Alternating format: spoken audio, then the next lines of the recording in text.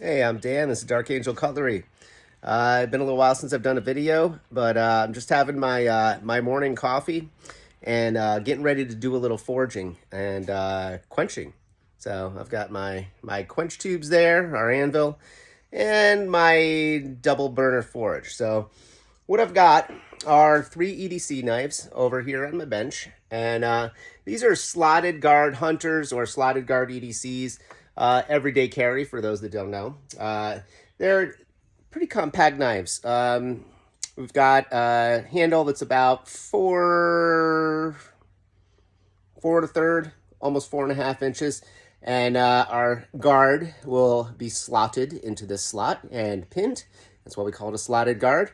A nice clip point. And we're going to give it a brute to forge finish today. So that means we'll be hammer forging the flats of the blade. And you can see they're ground to a 60 grit finish, which these have already been forged into rough shape and then ground. And then we drilled out the handle holes for pins and for balance.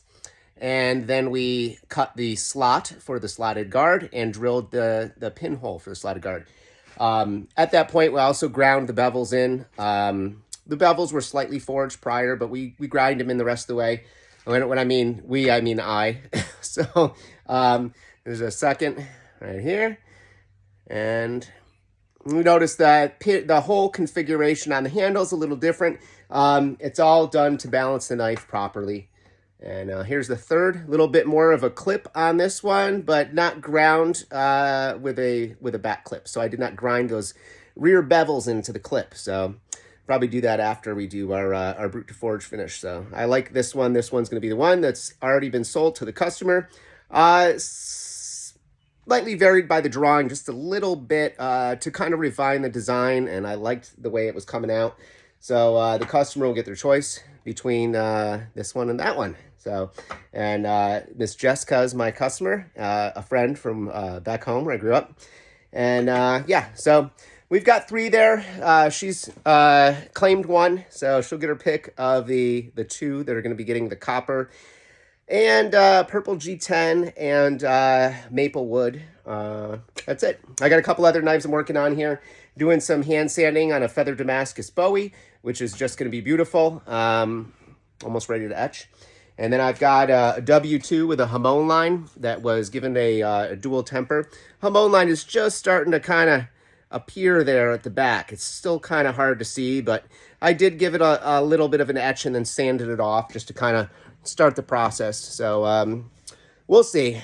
I've been working at the Hamon thing, so we'll see how it comes out.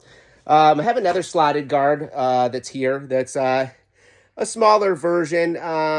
The point kind of trails a little bit. I actually ground this one down a little bit. It was larger before, and then I was working on this idea to make a smaller EDC version of the slotted guard. The guard's a little heavy on this one. I wouldn't use such a thick piece of brass for the guard on the new ones. This one was, like I said, originally a much bigger knife, and it was ground down.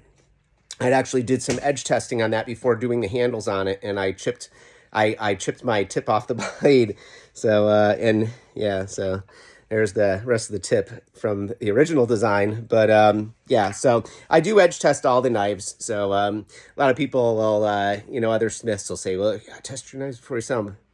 We do that too. So, and again, when I say we, I mean I. But so that's my video for now. I am going to go live on Facebook while I do my Brute to Forge work. I also have to stamp the blades with touch marks. I have my Dark Angel touch mark here that I always stamp the blades with. But I also have a new touch mark that these blades are going to be stamped with. And I got the idea of this from a very old turn-of-the-century knife that I did a restoration for a friend on. And this touch mark is made to say hand forged. So kind of a signature of my blades. I do all my work by hand. I don't have any real heavy machinery in here to account for other than a sander. My 2x72 belt sander is really the only machine I work to do some of my blade profiling and my finish work. But other than that, it's all done by hand on the anvil.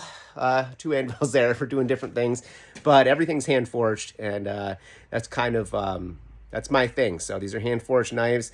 I'm not about turning these out fast or turning these out in number. I'm about doing them right and seeing a customer happy with a knife in their hand that they ordered or requested to make.